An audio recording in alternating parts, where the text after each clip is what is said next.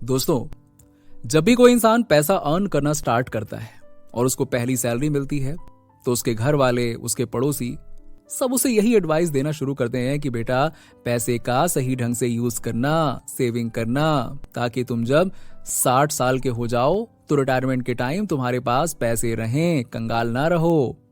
अब बेचारा इंसान जिसने अभी अभी पैसा कमाना स्टार्ट किया है, सालों से उसे सैलरी का इंतजार था, बचपन से इसीलिए तो इतनी पढ़ाई कर रहा था वो, ताकि वो नया फोन ले सके, कमाई कर सके, बाइक ले सके, बैंक अकाउंट में उसके पैसे हों, यहां वहां जहां तहां खर्च कर सके, घर वालों से पैसा मांगने की नौबत ना आए। और ये सारे सपने लिए हुए जस्ट अभी अभी जॉब करना स्टार्ट करता है और उस पर दुनिया भर का भार जाता है, जिससे वो कंफ्यूज हो जाता है कि पैसे कैसे सेव करें, इन्वेस्टमेंट कहां करें, रिटायरमेंट कब लें। और आजकल तो यूट्यूब पर उसे हर जगह एक नई टर्म सुनाई देती है जिसका नाम है फाइनेंशियल फ्रीडम। वो हर जगह सुनता रहता है कि हमें जल्दी से जल्दी फाइनेंशियली फ्री हो जाना चाहिए ताकि हम लाइफ को एंजॉय कर सकें, या फिर ये फलाना इंसान 25 साल की एज में फाइनेंशियली फ्री हो गया है, ये मजे कर रहा है लाइफ के। और ये सुन के वो परेशान हो जाता है कि करें तो करें क्या, रिटायरमेंट के लिए 60 साल का वेट करें या फिर जल्दी यानी कि बहुत जल्दी फाइनेंशियली फ्रीडम को अचीव करें। और आखिर ये फाइनेंशियल फ्रीडम किस चिड़िया का नाम है जो लोग बाग 25 साल की एज में अचीव कर ले रहे हैं, और इसे अचीव करना है तो कैसे करें। और ये सारे क्वेश्चंस उसके ब्रेन में घूमते रहते हैं। और जब वो अपने वॉलेट की तरफ देखता है तो उसे लगता है कि वो तो केवल महीने का 20 से 30 हजार रुपए अर्न कर रहा है, कहां से फाइनेंशियली फ्री हो पाएगा। तो दोस्तों, अगर आपके मन में भी ये सारे क्वेश्चंस हैं तो डोंट वरी, इन सभी क्वेश्चंस के आंसर आपको आज के इस वीडियो में मिलने वाले हैं। आज आपकी एज चाहे कुछ भी हो, आप स्टूडेंट हो या फिर आपने जस्ट अभी अभी पैसा कमाना स्टार्ट किया हो, या फिर आप सालों से पैसा कमा रहे हो, बट कब रिटायर होना है, कब फाइनेंशियली फ्री होना है, इसका कुछ अता पता नहीं है। तो आज मैं आपको कुछ ऐसे रूल्स बताने वाला हूं जिसमें आप अपनी सैलरी का केवल 50% सेव करके और कैसे अपने महीने का ओनली 15,000 रुपए इन्वेस्ट करके जल्दी से जल्दी रिटायर हो सकते हैं और आपको 60 साल की एज तक काम करने की जरूरत नहीं पड़ेगी। और ये सब मैं इतनी इजी लैंग्वेज में समझाने वाला हूं जिससे कि 10 से 12 साल की एज का बच्चा भी इजी से इजी वे में समझ सकता है। तो चलिए बिना किसी देरी के शुरू करते हैं। Number 1, where should I spend my money.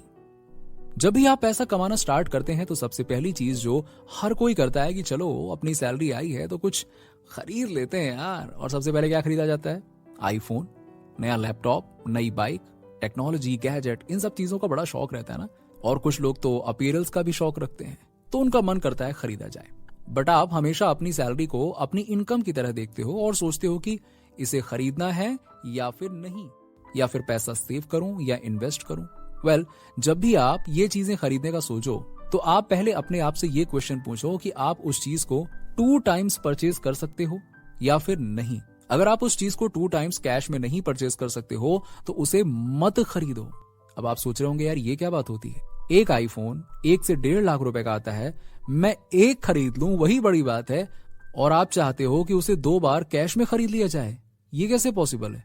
Well, अगर ऐसा है कि आप उस फोन को 2 बार नहीं खरीद सकते हैं तो वो आपको नहीं खरीदना चाहिए। क्योंकि हम लोग जब अपनी लाइफस्टाइल को एक बार बढ़ा देते हैं तो उसे कम करना मुश्किल हो जाता है। और इसे मैं आपको एक एग्जांपल से समझाता हूं। आप मुझे कमेंट बताना कि आज से 10 साल पहले आप कौन सा मोबाइल यूज करते थे, बताओ, और उसकी प्राइस क्या होती होगी। तो मैं आपको गारंटी के साथ बता सकता हूं कि आज से 10 साल पहले आपने 10,000 रुपए से ऊपर का मोबाइल फोन शायद ही खरीदा होगा।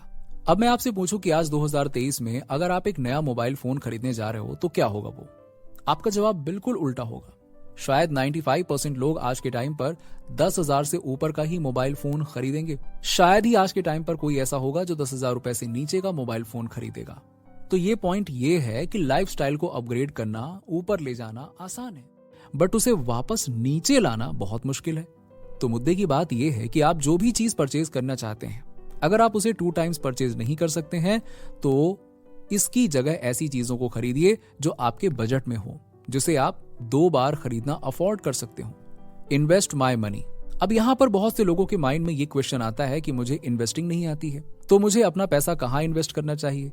क्या मुझे स्टॉक्स में पैसा डाल देना चाहिए, म्यूचुअल फंड में डाल देना चाहिए, या फिर उन पैसों की एफडी कर देनी चाहिए?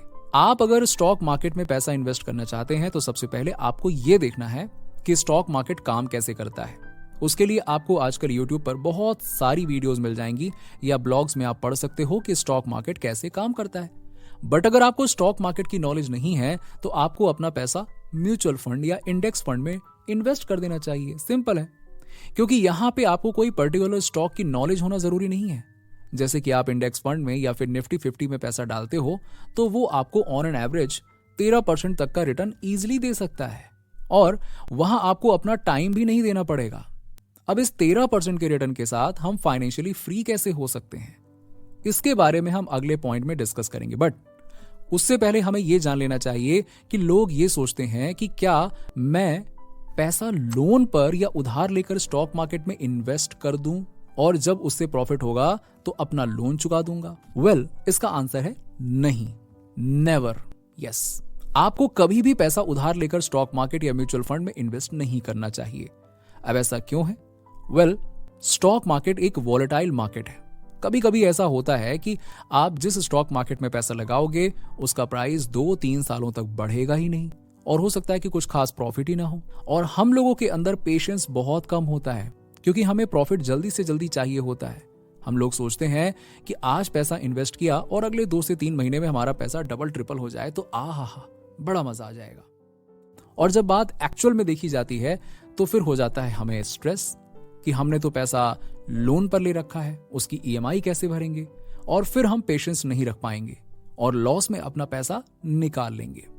तो आपको ये बात दिमाग में बैठा लेनी चाहिए कि आपको स्टॉक मार्केट या म्यूचुअल फंड में पैसे तभी लगाने हैं जब आपको उन पैसों की नेक्स्ट 3 to 4 ईयर्स में जरूरत ना पड़ने वाली हो। अगर आपको नेक्स्ट 1 या 2 साल में गाड़ी लेनी है या फिर अगले 2 साल में आपको शादी के लिए पैसे चाहिए तो ऐसे में पैसों की आप FD करवा दीजिए। उन्हें स्टॉक मार्केट में डालने की गलती से भी मत करिए। और दोस्तों, अगर आप स्टॉक मार्केट में इन्वेस्ट करना चाहते हो तो आपको एक डीमैट अकाउंट चाहिए होता है। तो अगर आप फ्री में डीमैट अकाउंट ओपन करवाना चाहते हो तो उसकी लिंक आपको डिस्क्रिप्शन में मिल जाएगी। आप वहां से जाकर अपना डीमैट अकाउंट ओपन कर सकते हैं। अब दोस्तों, यहाँ पे एक और पॉइंट आता है कि चलो हम अगले 2 से 3 सालों में मुझे किसी भी पैसे की जरूरत नहीं है और अब हम क्या स्टॉक मार्केट में पैसा लगा दें। लेकिन उससे पहले जो चीज आपको करनी चाहिए वो है इमरजेंसी फंड इकट्ठा करना। अभी इमरजेंसी फंड क्यों जरूरी है? जैसे कि इसका नाम ही इमरजेंसी है, यानी कि ऐसी सिचुएशन जिसका आपको कोई अंदाजा ही नहीं है।